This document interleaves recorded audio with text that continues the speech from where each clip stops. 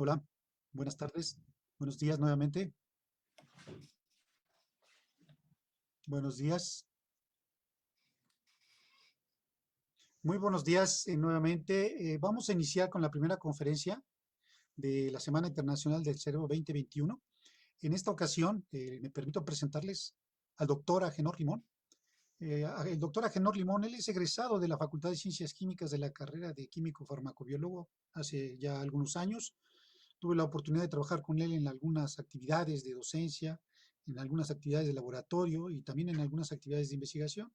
Posteriormente de su carrera, Agenor se fue a estudiar en la maestría y el doctorado con el doctor Soto en el Instituto de Fisiología de nuestra institución y motivado por las investigaciones que hizo ahí con el doctor Soto sobre las condiciones sensoriales, sobre los factores sensoriales, los mecanismos sensoriales de la comunicación, se fue a estudiar el postdoctorado a la Universidad primero fue a Querétaro y luego se fue a Estados Unidos con el doctor Ricardo Milleri a estudiar un postdoc.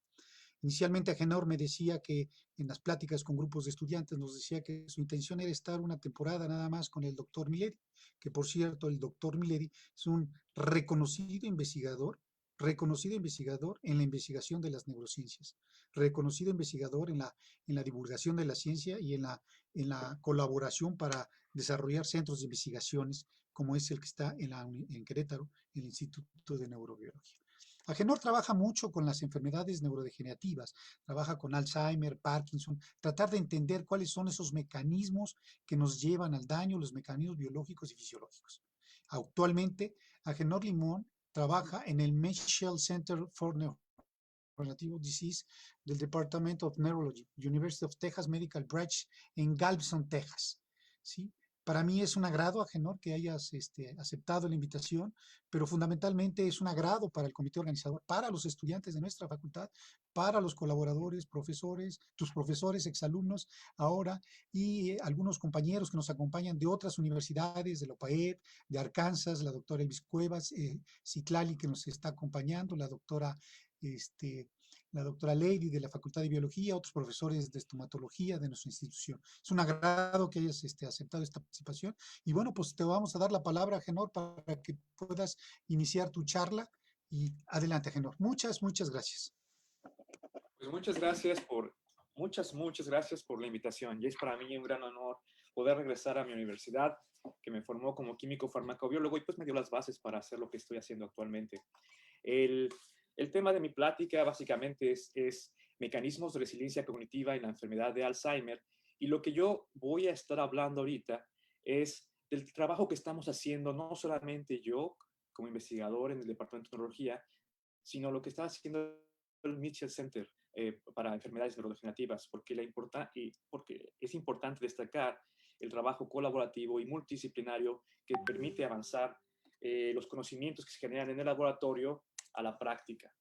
Entonces, aprovechando el tiempo, porque tengo 30 minutos, es la enfermedad, voy a hablar acerca de la enfermedad de Alzheimer. Entonces, hace ya más de 100 años que el primer caso de Alzheimer se describió y aquí está la primera persona que fue en la cual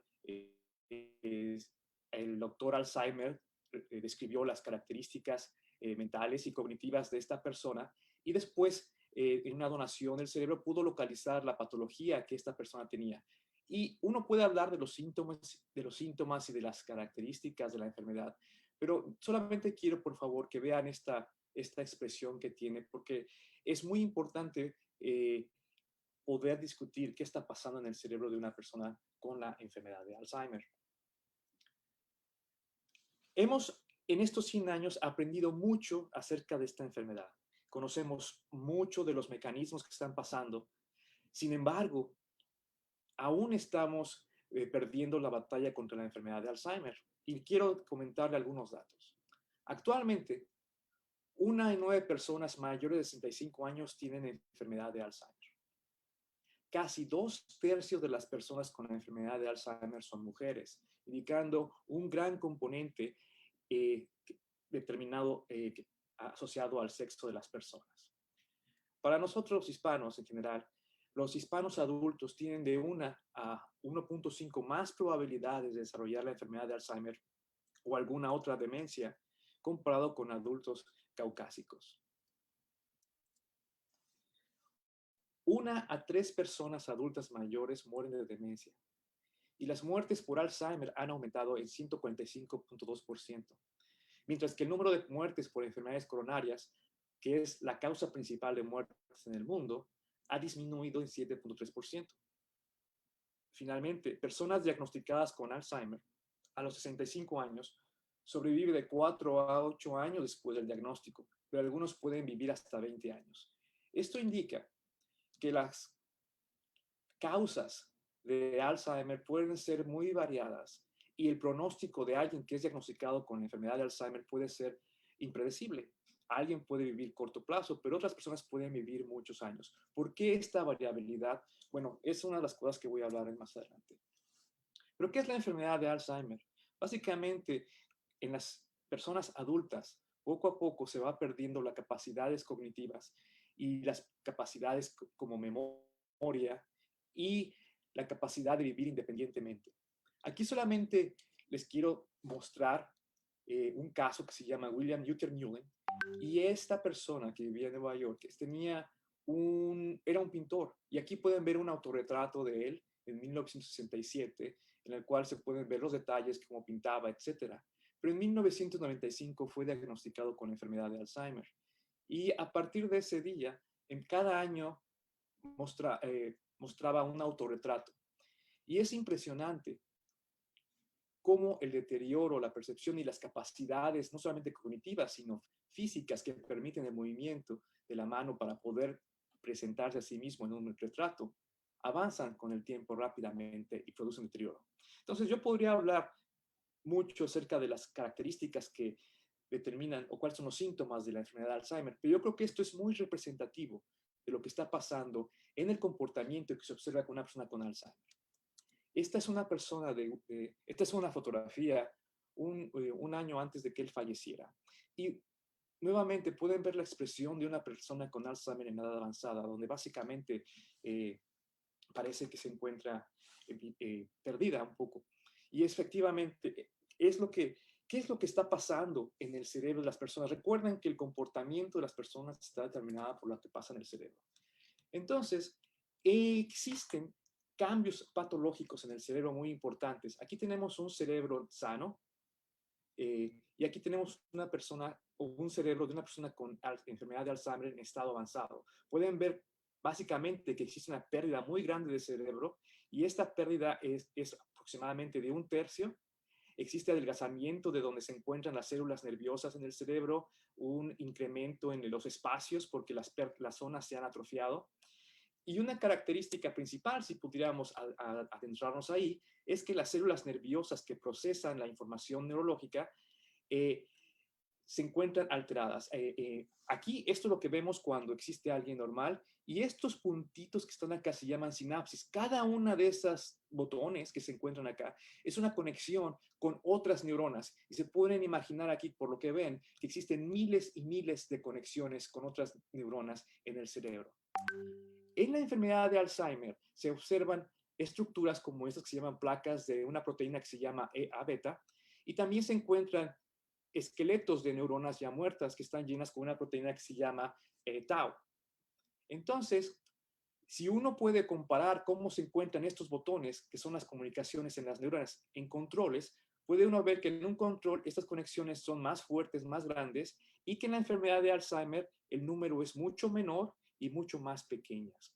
Existen estos cambios en el cerebro. La enfermedad de Alzheimer básicamente se diagnostica entonces por la presencia de estas estructuras neuropatológicas y la neurodegeneración, de tal manera que una persona con Alzheimer se considera que tiene placas A-beta, es A positivo, tau, proteína tau, es tau positiva y neurodegeneración, N positiva. Entonces, una persona con Alzheimer es A positivo, T positivo y N positivo. Sin embargo, los daños al cerebro son continuamente compensados por plasticidad y reorganización del cerebro. Entonces, ¿qué sucede? Como ejemplo, permítanme mostrar esta fotografía. Esta es la edad en años y cada uno de estos es un sujeto, un hombre, una mujer, y esta es la corteza del cerebro en milímetros. Cuando uno es niño, la corteza es más gruesa y conforme avanza la década en la vida, uno va perdiendo corteza normalmente. Todas estas personas son cognitivamente normales. Y pueden ver aquí entonces que se puede perder un tercio de la corteza y no existe un cambio cognitivo normal. Además, uno puede perder la mitad de un cerebro en una cirugía. Estos son 4 ejemplos de personas menores de 11 años que tenían epilepsia y se les removió el hemisferio completo. Y incluso se les removió la parte que controla el habla. Sin embargo, con rehabilitación, estas personas recuperaron su cognición y uno de ellos incluso estudió una maestría. Lo que quiere decir que la plasticidad y la rehabilitación ayuda a contrarrestar el daño cognitivo que sucede en el cerebro. Y efectivamente, ¿qué está pasando entonces aquí? ¿Hay compensación o no hay compensación? Datos actuales indican que una persona que tiene Alzheimer o que desarrolla Alzheimer y ya tiene los síntomas, el deterioro empezó a pasar 20 años de que esos síntomas aparecieran. Esta es una persona control sin placas de A beta. Aquí con un pequeño daño cognitivo empieza a aparecer y en estados avanzados tiene más placas. Quiere decir que por 20 años el cerebro estuvo compensando todo este deterioro hasta que no pudo más y ya empezó a presentar los síntomas. Ahora, ¿qué pasa con estas placas? Estas placas, que es la proteína de A beta, no aparecen por sí mismas. Básicamente existe un proceso en el cual antes de las placas existieron unas cosas que se llaman fibras y antes que esas son unas proteínas que se llaman oligómeros. Entonces, estas proteínas se producen normalmente en el cerebro. Por alguna razón existe un cambio en la estructura y se acumulan. Estos estados aquí que se encuentran, que se llaman oligómeros, cuando esta proteína tiene pequeños números de 3 o 4 o 5, son las que se consideran las más tóxicas, no estas placas. Básicamente estas placas parece que es una forma en la cual se atrapan estos oligómeros. Ahora, estos oligómeros son los que se considera que son los tóxicos y que están produciendo alteraciones en la sinapsis. Básicamente, recuerden aquí, los sinapsis están acá. Si pudiéramos aumentar estos botones, veríamos esto. Una presinapsis que tiene neurotransmisores que son comunes como excitadores, que es glutamato, o GABA, que es inhibitorio, liberan sustancias que activan a otra neurona y eso ayuda a la comunicación neuronal. Estos oligómeros de A beta o de tau se unen a esta sinapsis, las afectan y entonces la comunicación con las neuronas se destruye. Y eso es lo que empieza a producir los cambios fisiológicos. Ahora, en el cerebro, estas cosas aparecen gradualmente. Aquí tenemos un cerebro donde se representan la actividad eléctrica del cerebro. Recuerden, la actividad eléctrica es lo que determina el comportamiento.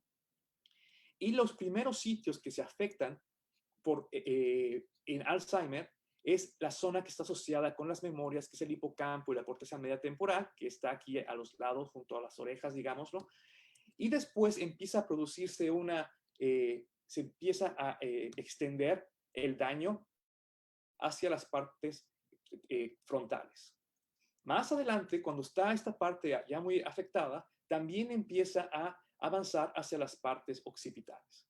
Entonces, existen cambios que se van expandiendo en el cerebro poco a poco. En el Alzheimer, uno de los primeros síntomas es la memoria, porque los centros de memoria son los primeros que empiezan a ser afectados. Entonces, ¿qué pasa con el señor Müller? Básicamente, cuando fue diagnosticado un año, estas sus características, y 5 años después, cuando apenas podía hacer un dibujo de él mismo, el cerebro ya estaba en un proceso que no funcionaba bien, de lo que se llama como hipofunción. Ahora, lo que les voy a platicar es lo que estamos haciendo en el Mitchell Center, que como les comentaba,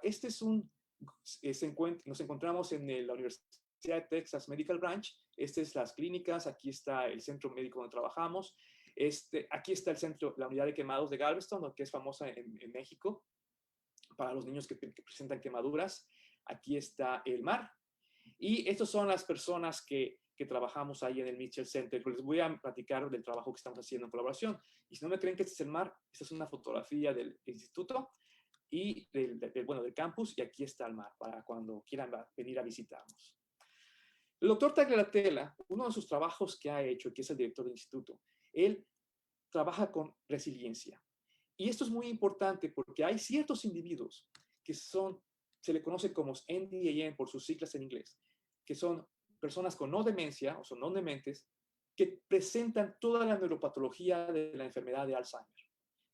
No muestran neurodegeneración y se mantienen cognitivamente intactos a pesar de la presencia abundante de placas y marañas de proteínas tau, que son consistentes con alguien que es totalmente sintomático para la enfermedad de Alzheimer. ¿Qué quiere decir? Que son personas que se consideran normales, fallecen, se les hace un estudio, una autopsia, y cuando se cuando se observa su cerebro y se hacen las pruebas, presentan todas las características de alguien con Alzheimer, pero no tienen ningún daño cognitivo y ningún daño neurológico. Estas personas básicamente son A positivo, T positivo, N negativo. Y esto lo que indica es que entonces alguien puede tener toda la patología, todas las toxinas que producen la enfermedad de Alzheimer, pero no la enfermedad. Este es un trabajo, fue muy importante, en las cuales NDAN, voy a referirme como NDAN, Non-Demented con la patología de Alzheimer. Y aquí lo que estoy mostrando son cortes del trabajo del doctor Tagliatella, cortes de personas que fallecieron, donaron su cerebro, y se está buscando la proteína A beta y la proteína tau, que encuentra aquí fosforilada, eso significa la P. Entonces, en personas con la enfermedad de Alzheimer, aquí en verde se muestran las placas que son positivas para A beta, y aquí en la persona con tau. Y una persona que que es positiva para A beta y positiva para tau, pero no tiene daño cognitivo. Estas personas, si se analizan sus características, se pueden ver las placas. Y si se miden por otros mecanismos para confirmar que efectivamente tienen A beta y tau, aquí está por ELISA, que es una técnica que utiliza anticuerpos para generar una señal. Y podemos ver que el control tiene un poco, pero en las enfermedades de Alzheimer y los NDAN o resilientes existen también, pero no muestran el daño. Y bueno, esto es simplemente una técnica que se llama Western blot, en la cual se utilizan anticuerpos y se buscan las partículas que son los de A beta con este anticuerpo que identifica específicamente proteínas A beta, y esto indica el peso molecular, es decir, el tamaño. Entonces, en controles no se encuentra, lo que indica que alguien es normal, no tiene Alzheimer. En la enfermedad de Alzheimer se encuentra en grandes cantidades, y en las personas resilientes existen, a lo mejor no tanto, pero sí existen estos oligómeros de bajo peso molecular. Entonces, habíamos dicho que estas proteínas tóxicas se unen a la sinapsis, pero si voy a hablar de sinapsis, ¿qué son las sinapsis? ¿Cómo funcionan? Entonces, aquí es básicamente los puntos de contacto entre neuronas que se permiten la comunicación. En la terminal presináptica existen sustancias que son los neurotransmisores, por ejemplo, GABA, glutamato, serotonina, dopamina, y todos ellos, estas vesículas liberan el neurotransmisor, se unen a receptores en algo que se llama terminal postsináptica, lo cual permite activar a esta neurona y permite entonces transmitir la actividad eléctrica en el cerebro. Entonces, una de las preguntas principales es, ¿qué pasa con estos oligómeros de A beta en las personas que tienen estos oligómeros, pero no están enfermos, o sea, son resilientes? Y básicamente en ese trabajo lo que se hizo fue aislar estas sinapsis completas y todo el cerebro, y aquí se homogeniza, quiere decir se rompe, y se buscan proteínas que pertenecen a la terminal postsináptica o proteínas que pertenecen a la terminal presináptica. Cuando uno agarra todo el cerebro, se encuentran ambas. Si uno selecciona estas sinapsis, también puede uno ver ambas. Pero si uno separa y purifica las partes que presenta la terminal presináptica, uno puede ver la sinaptofisina, que se encuentra solamente en esta parte, y no puede ver la terminal postsináptica. Y si uno purifica solamente esta parte, uno puede ver exclusivamente la terminal postsináptica, que une a receptores, pero no la presináptica. Esto es un control para determinar que efectivamente se seleccionó la postsinapsis o la presinapsis. Aquí lo que uno puede observar entonces es que puede aislar estas postsinapsis con los receptores en diferentes sujetos. Aquí hay dos muestras de control, alguien con enfermedad de Alzheimer y alguien resiliente. Podemos ver que exclusivamente son postsinapsis. Y si uno busca ahora los oligómeros de A-beta, puede observar que en los controles no hay. En Alzheimer existe una gran cantidad de oligómeros y en los resilientes no hay estos oligómeros de A-beta. Lo que nos está indicando que los oligómeros existen, se están formando placas, pero no se están uniendo a estos receptores. Entonces, eso nos está indicando que, bueno, que las proteínas tóxicas no se están uniendo a la sinapsis en las personas resilientes. Tau, que es la otra proteína, también se puede estudiar de la misma forma. Y aquí está varios controles, personas con Alzheimer, la enfermedad de Alzheimer y personas resilientes, ahora usando sinaptosomas de la corteza frontal.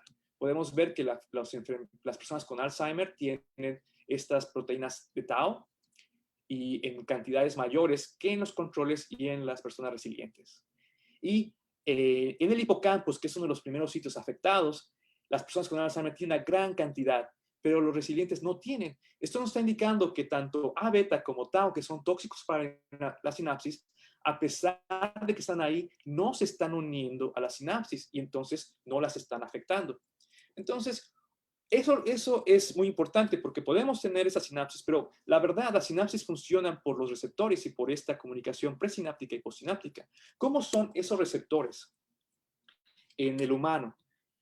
Un pequeño recordatorio es que en el cerebro existen dos principales tipos de sinapsis.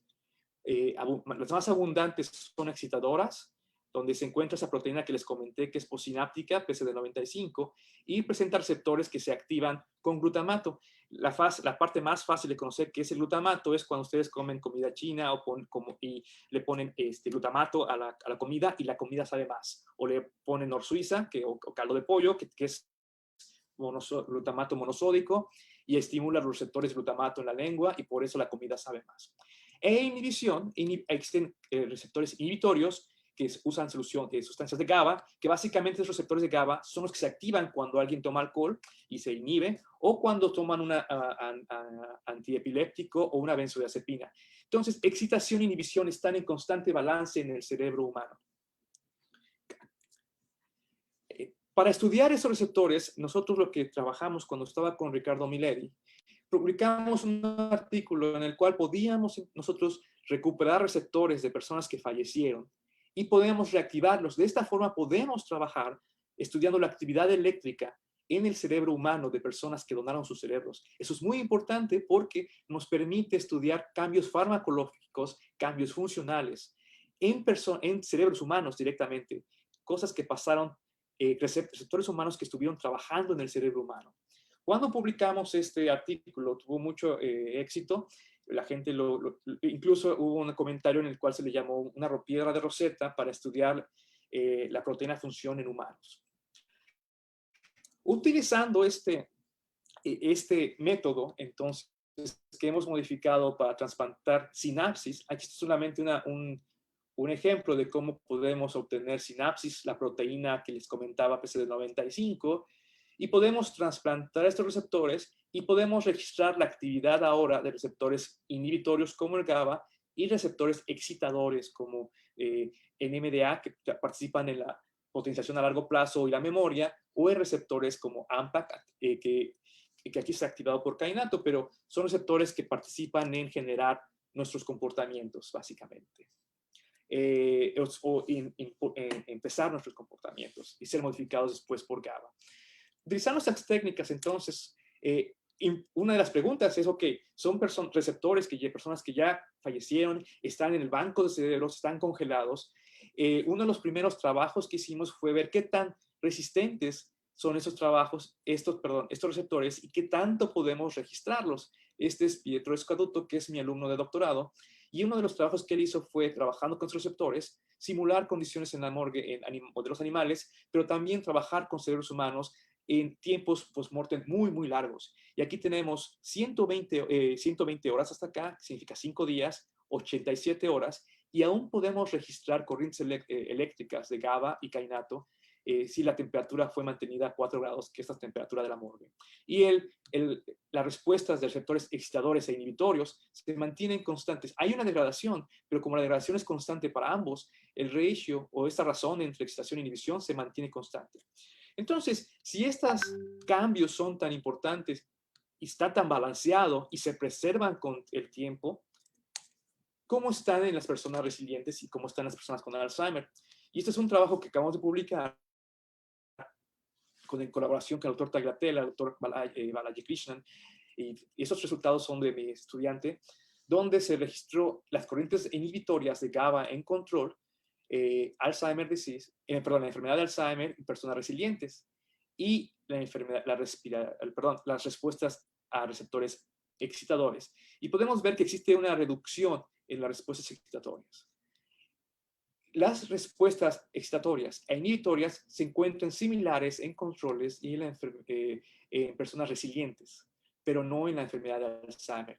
Cuando uno compara estos resultados, se puede ver que existe una reducción en la actividad que altera este balance, pero en las personas resilientes no existe esta reducción en un lugar tan avanzado como la enfermedad de Alzheimer.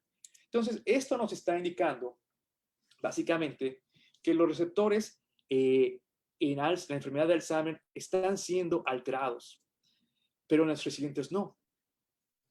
Ahora, este trabajo fue exclusivamente en la corteza frontal y también en el hipocampo observamos lo mismo, pero el cerebro, como les comentaba, tiene diferentes áreas.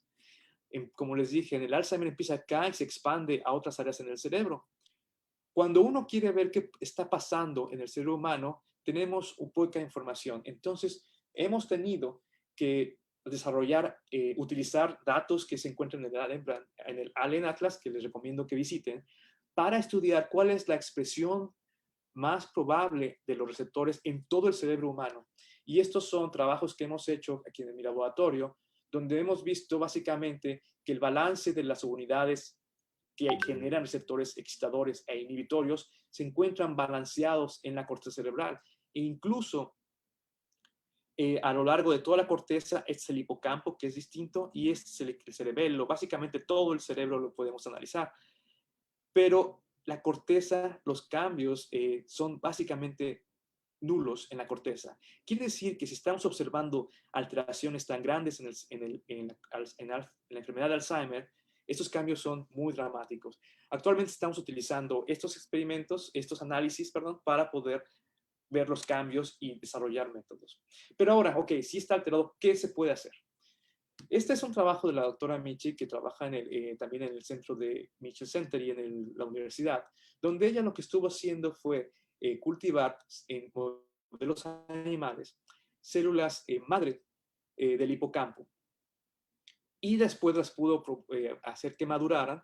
Y lo que tenemos aquí son simplemente fotografías, cómo se ven realmente estas células. Lo importante es que estas células producen unos paquetes que se llaman exosomas. Y esos exosomas contienen muchas sustancias que pueden ser liberadas a otras células. Este es un trabajo muy importante también en colaboración con el doctor Amici y el doctor Krishnan, que es del departamento de neurología, donde se puede ver la actividad funcional de estos exosomas. Uno puede obtener un cerebro de rata, una rebanada, estimular con un electrodo una zona del cerebro y luego registrar qué pasa con la actividad eléctrica. Si uno estimula muy grande y simula una estimulación al cerebro, las sinapsis se hacen más fuertes. Y aquí lo que podemos ver, este PBS significa solamente solución control. Aquí se estimula y pueden ver que la actividad de la sinapsis se eleva bastante y se mantiene elevada. Básicamente ese es el correlato de cómo se almacenan las memorias en el cerebro. En rojo se aplican los oligómeros de A beta y lo que pasa es que se estimula y estas sinapsis no se estimulan y se mantienen tan fuertes, eliminando este efecto de potenciación y de memoria.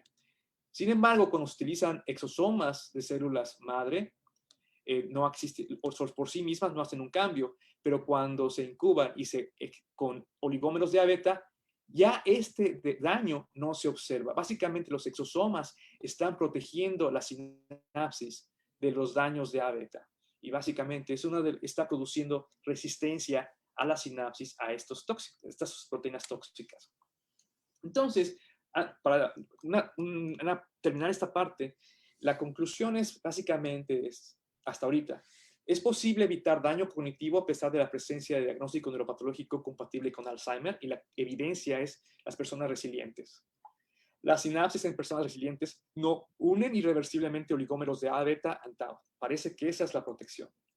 La función de la sinapsis en personas resilientes se encuentra preservada y balanceada, y exosomas de células madre presentes en el hipocampo adulto previenen los efectos tóxicos de oligómeros de A, beta y tau. Esto es en modelos animales. Todo esto es en humanos, pero esto es en modelos animales. Entonces, ¿qué significa esto? Que tenemos que esperar para desarrollar otros mecanismos, otras drogas. Permítanme comentarles algo en las siguientes. Las neurogénesis en el adulto existe. Hay un trabajo, y es un poco controversial, porque hay un trabajo en el cual dicen que la neurogénesis significa que se generan nuevas neuronas, que se acaba en la infancia. Sin embargo, muchos trabajos han demostrado que la neurogénesis existe en las personas adultas, hasta personas mayores. Y en la enfermedad de Alzheimer, esta neurogénesis parece que está disminuida. Ahora, el ejercicio aumenta la neurogénesis. Uno de los efectos de este ejercicio, incluso caminar 8 kilómetros a la semana, o si puede uno más, disminuye el riesgo de desarrollar daños, de desarrollar demencia. El ejercicio produce algunas sustancias conocidas que favorecen neurogénesis, incrementan el número de sinapsis y su función, mejora la salud vascular, y todo esto ayuda a proteger contra o disminuir el riesgo de desarrollar Alzheimer. Aumenta la conectividad cortical y aumenta la reserva cognitiva. Ahora, precisamente por todo esto, los Centros Nacionales de Salud lo que han estado promoviendo es mantener actividad física. Ustedes pueden ir está en inglés, Go for Life, los Institutos Nacionales de Salud, pero hay una parte en español, si ponen este link, les va a dar por qué es importante, cuál es la evidencia científica que respalda todos esos estudios, y además les va a poder dar información de cómo hacerlo. No es importante saber solamente, ok, es importante hacer ejercicio, sino cómo hacer ejercicio de acuerdo a la edad que tiene cada uno y de acuerdo al movimiento que uno tiene. Hay personas que a lo mejor no han hecho ejercicio y piensan hacerlo actualmente. Bueno, hay paquetes todo es gratis, pero hay paquetes que dicen cómo empezar poco a poco a aumentar la actividad física y a aumentar la producción de sustancias que favorecen los huesos, articulaciones y obviamente el cerebro. Entonces, eso es mi contribución ahorita. Simplemente quiero darle las gracias a mi laboratorio. Aquí está Piero Scaduto, Tomás Cepilo, Patrick Pandia, Yusef, que trabajan haciendo el trasplante de receptores, bioinformática, etcétera. Me pueden contactar a este correo electrónico, y aquí a veces pongo información importante. Le quiero dar gracias a mis colaboradores, el doctor Kinney de la Universidad de Washington, el doctor Julio Tagliatella, Rakesh Kayed, el doctor Krishnan, a UTMB, y obviamente a los Institutos Nacionales de Salud, al Instituto Nacional en Envejecimiento, y al de Salud Mental, y al Mitchell Center, y al UTMB por permitirnos hacer este trabajo. Entonces son 30 minutos y por favor, si tienen algunas preguntas, háganmelas llegar por varios medios. Pueden escribirlas en el Facebook, pueden escribirme un correo, o pueden hacerlas ahí como el doctor Limón, a Daniel Limón y la gente de su grupo les comentó. Y bueno, pues muchas gracias por estarme escuchando. Pues gracias, Agenor, muchas gracias. Terminamos muy bien, muy interesante tu plática, muy aportadora para entender la patología en el Alzheimer, que mucho se ha estudiado, que mucho nos falta y nos falta terapéutica, ¿no? Fíjate que hay unas preguntas, Agenor, y si nos permites apoyarnos con algún comentario, Sí. comentan cuál es el papel de la proteína PCD95, creo que es la que dijiste, en relación a que si aumenta o disminuye las interacciones entre la corteza, el hipocampo, y en el Alzheimer mencionabas que hay probabilidades de que tengas mencionan acá que puede ser positivo a tau, a beta amiloide, negativo a daños cognitivos, pero que las conexiones sean Sí, deficientes. ¿Cuál es tu aportación? ¿Cuál es tu comentario? No aportación. ¿Cuál sería tu comentario en relación a eso? Preguntan acá. es muy, yo creo que es una pregunta y muy importante y nosotros hemos trabajado en esto. Básicamente ahorita estamos cerca de tener aceptado un artículo en el cual la pregunta es cómo se encuentran estas proteínas PC95 en la enfermedad de Alzheimer en relación a las proteínas inhibitorias, que es geferina. Y la razón de esto es que si uno observa deficiencias en PCD95, ok, antes que nada, PCD95 lo que hace es se encuentra en la postsinapsis y ancla receptores excitadores, AMPA o NMDA.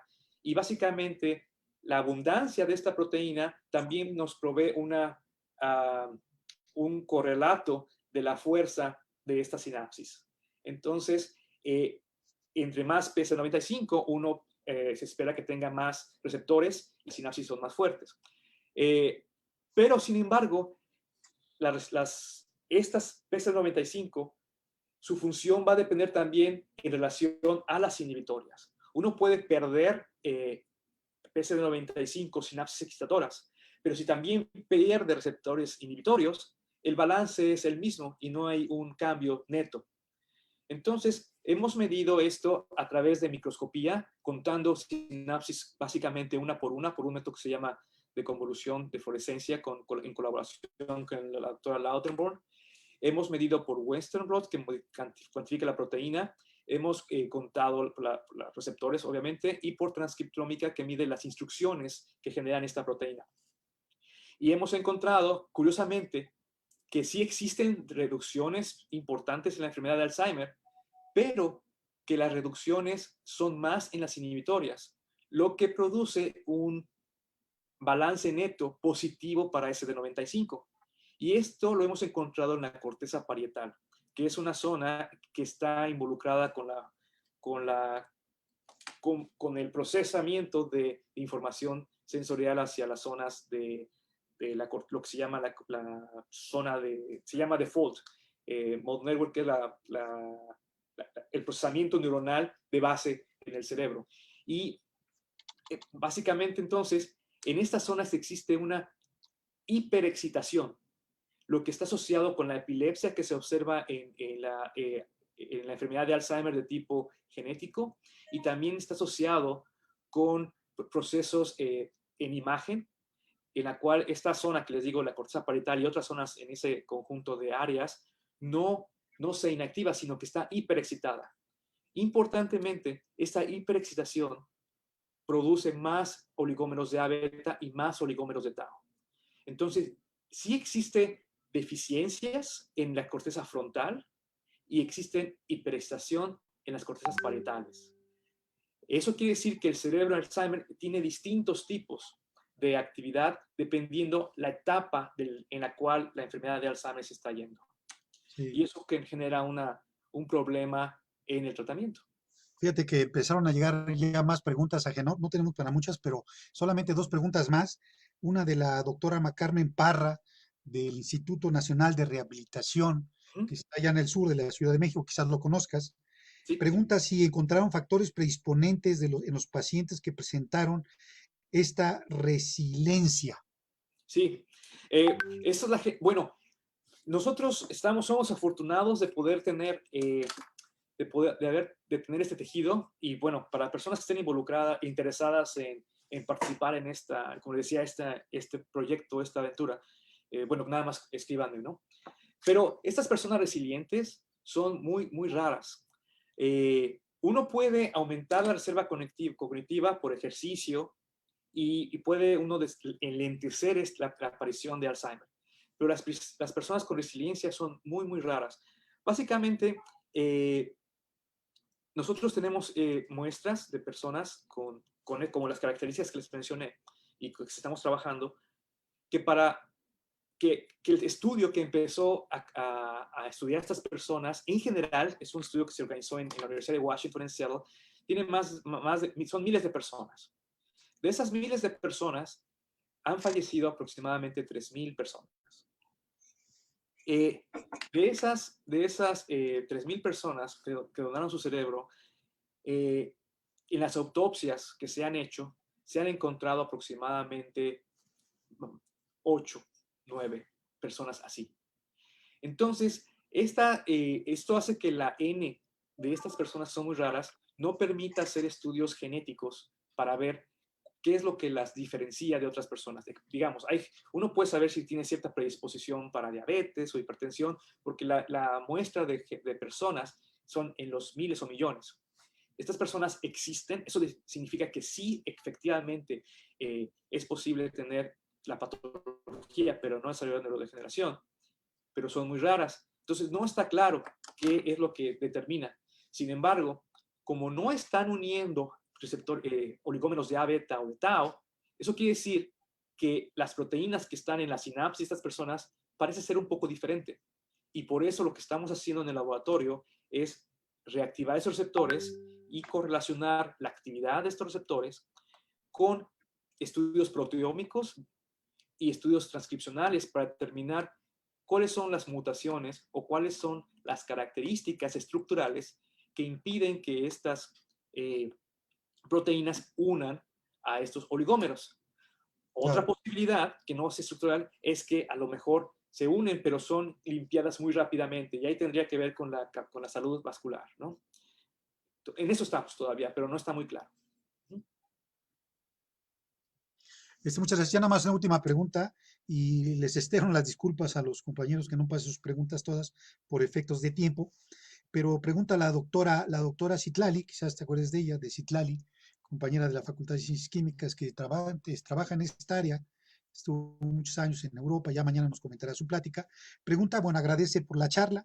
Si se puede, que me gustaría que realizaras la pregunta, se refiere a un servidor, ¿cuál es el mecanismo de los exosomas? Y también más adelante hay otro grupo de estudiantes de la licenciatura, Patricia, Felipe, Luis, Fidel, preguntan también en relación a los exosomas y Citlali particularmente cómo podían prevenir los daños o cuáles daños sí y cuáles no en la enfermedad de Alzheimer. Sería la última pregunta. Gracias. Sí, básicamente, en ese trabajo que están así, que se ha hecho con los exosomas, es básicamente todas las células en general, están liberando paquetes que son básicamente formados por la membrana celular. Y entonces, esta membrana celular forma un paquete que lo va liberando, y dentro de esos paquetes existen partes de la membrana de la membrana de la célula que la está sacando, pero dependiendo el estadio de la célula, por ejemplo, en caso particularmente de las neuronas, están produciendo ciertas sustancias. Entre esas sustancias se encuentran proteínas, algunos péptidos y, importantemente, microRNAs o ARNs. Estos microARNs o microRNs son pequeñas instrucciones que son capturadas por otras células que pueden modificar la expresión de ciertas proteínas. Entonces, mucha información se ha ido acumulando en estos últimos tiempos, de que los exosomas de las células madres presentan microRNAs que son distintos de las células maduras. Y estos microRNAs básicamente son los que están produciendo cambios en las células que favorecen la resistencia a los beta oligómeros. Existen, uno de ellos me parece que es el microRNA 138. Hay una lista, les puedo mandar la información de los artículos, sí, claro, para que puedan ver cuáles son los microRNAs que parece estar involucrados ahí. Una de las terapéuticas probables es poder tener estos microRNAs y entonces aumentar esta información. Aumentar la resistencia a oligómeros. Ahora, para desarrollar Alzheimer, básicamente existen dos factores que se llaman factores modificables y factores no modificables. Esto es para desarrollar Alzheimer o para prevenirlo. Para prevenirlo o desarrollar Alzheimer es dos caras de la misma moneda. Los factores no modificables son los factores genéticos, principalmente, ¿no? Los factores genéticos, por ejemplo, si uno tiene una mutación con la proteína presenilina o tiene una mutación que genera enfermedad de Alzheimer temprano, entonces la o tiene el alelo de la proteína ApoE4, el riesgo de tener Alzheimer va a ser muy alto y va a ser el riesgo de tenerlo a edad temprana. Por eso se llama de early onset o de edad temprana. Y eso está asociado mucho a familias. Cuando alguien lo tiene a una edad temprana, es muy probable que otra persona de la misma familia lo tenga. Esos son algunos de los factores no modificables, ¿no? Uno no puede hacer nada con eso todavía. Pero hay factores que sí son modificables y entre ellos están el ejercicio, o sea, básicamente la actividad física, ambientes enriquecidos en el cual la parte social es muy importante porque favorece la actividad cerebral y, entre otras cosas, controlar, es muy importante esto en la comunidad hispana, controlar hipertensión y diabetes. Con la hipertensión existen microinfartos o microdaños en el cerebro que producen inflamación y aumentan el riesgo de tener la enfermedad de Alzheimer. También con la diabetes, cuando existe aumento en la grasa, existen factores que favorecen inflamación de igual manera aumentan el riesgo de desarrollar Alzheimer. ¿Cómo se puede evitar eso? Bueno, primero evitando tener hipertensión, pero si no se puede porque ya pasó, entonces controlando con sus medicamentos. Actividad física ayuda, como les digo, a un ambiente enriquecido donde la parte social es súpermente importante y obviamente un poco de la alimentación que está asociada a hipertensión y diabetes, ¿no? Hay otras cosas que parece que ayudan, pero eso es lo principal, que sí son modificables y pueden, digamos, en datos crudos, el hacer ejercicios y hacer correr 15 millas a la semana reduce en 40% el riesgo de tener la enfermedad de Alzheimer. Entonces, mientras no haya drogas que permitan tenerlo, ahí sí hay cosas que se pueden hacer. Muchas gracias, Agenor, y te voy a pedir que dejes de compartir tu pantalla. Vamos a despedir la conferencia del doctor Agenor Limón de la Institute University of Texas Medical Branch Health en Texas. Muchas gracias, Agenor, por tu participación. Me permito despedirte muy amablemente y agradecerte la plática. Todos los comentarios te vamos a hacer llegar las preguntas bueno, nada más pasamos algunas, pero por efectos de tiempo y pues no pudimos hacer. Que me las pongan en Twitter, que me las pongan ahí, yo se las contesto. Sí, sí, ahí tenemos una lista, Genor, yo creo que sí, un disco duro grande, porque son bastantes. Ok. Un abrazo fraternal, un abrazo, esperamos que pronto tú estés por acá con nosotros en el laboratorio, en una estancia, o estamos por allá en un momento dado. Bueno, pues. Muchas gracias. Terminamos la primera conferencia. Vamos a terminar y va a haber un pequeñito receso de 2 minutos mientras establecemos la comunicación con la siguiente conferencia que va a ser a cargo de la doctora María Carmen Sábado.